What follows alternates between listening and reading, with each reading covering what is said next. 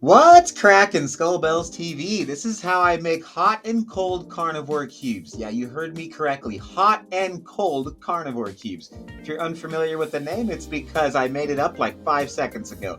If lions could meal prep, this is probably what it would look like. This is a fast, simple recipe for bodybuilders, entrepreneurs, or anyone that jams their calendar so packed that you look at food purely as nutrition and live lifestyles busy enough that requires spending as little time on meal prep as possible. So it's not exactly something that you're ever gonna find served at something like a nice steakhouse like the Keg Steakhouse or Stockyards or any of the other places that we just ate at in Phoenix. It is probably the fastest and easiest way that I've found to meal prep red meat specifically on contest prep.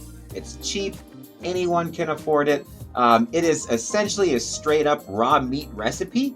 And if you listen to our podcast, Carnivore Coaches Corner, or study anything about the health benefits of red meat, then you'll quickly learn and discover how eating undercooked or even 100% straight up raw red meat, it improves your digestion. It keeps the nutrients more bioavailable so that your body actually can digest and absorb and make use of all the nutrients that are in the meat. Many of my clients, myself included, also report better sleep quality, better libido, and easier bowel movements. Red meat has been one of the few changes that I've made to my diet since competing in 2022, which I believe has been one of the biggest, if not the single most important factors in being able to perform better this last weekend, having just returned from competing at my first ever professional bodybuilding competition with our client and good friend Angela Huckabee. Red meat is the foundation of both of our diets as pro bodybuilders, as this way of eating is becoming increasingly popular in the area of natural bodybuilding. While my goal is always to encourage eating red meat raw or undercooked where safe, because you have to know where your source is coming from, right? But the puzzle is always making it palatable, not to mention socially acceptable. So that's why I started making these hot and cold carnivore cubes. It's raw, cold, and bioavailable on the inside, kind of like a steak tartare. So really, I think it's like a delicacy.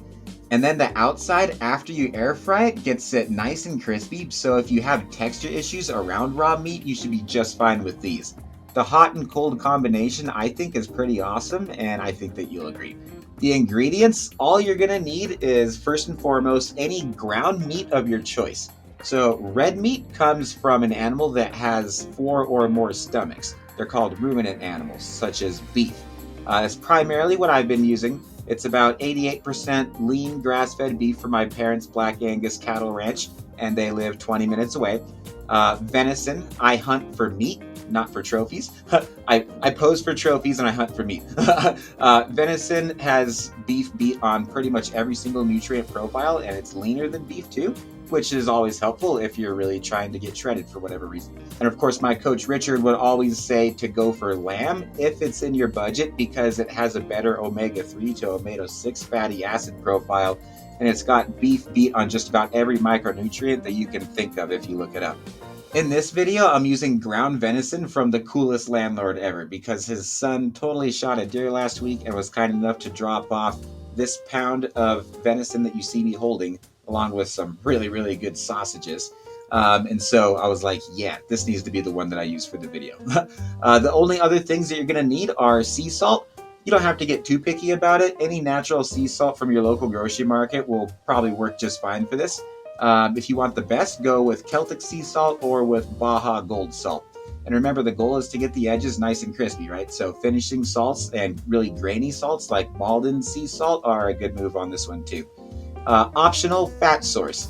My wife cooks bacon in the mornings for the kids and for herself, and so she always leaves the lard in the tin foil because she knows that I use it for recipes like this. The rule in our house is that no food goes to waste. I don't care what it is. I like to rub lard around the outside of these carnivore cubes because it's a killer flavor combination and it helps crisp up the edges too. So notice I'm not using any seasonings. And I challenge you on this one. I challenge you specifically to cut pepper out of your diet, because if you're using this recipe, you're probably trying to reduce your total body inflammation. And there's very few plants that trigger body inflammation more than black pepper because of its insanely high lectin content and oxalate content. So start with just no seasonings at all and let the salt bring out the natural flavors of the meat. And if you really want to add some seasonings, then next time you can add a little bit of garlic or some onion powder and it definitely won't kill you. Okay, so the instructions. Step 1 is to slice the meat into cubes with a sharp knife so it doesn't fall apart. You can roll them up into meatballs too if you want, but they'll fall apart easier that way because it's the compression in the packaging that holds the cubes together. So that's why you don't need a binding agent like flour or anything for this.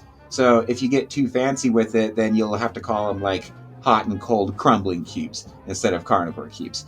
Sorry, I had to throw a dad joke in there at some point, right? So cover the outsides in a grainy sea salt and feel free to rub the lard or other animal fat if your meat is particularly lean. Step 3 is to place the frozen cubes in the freezer for an hour or two. Comment below, by the way, if you see anything in my freezer or in my fridge that a lion wouldn't be eating, because I try to practice everything that I preach 24/7, and the more people that I have holding me accountable to a proper human diet, the better.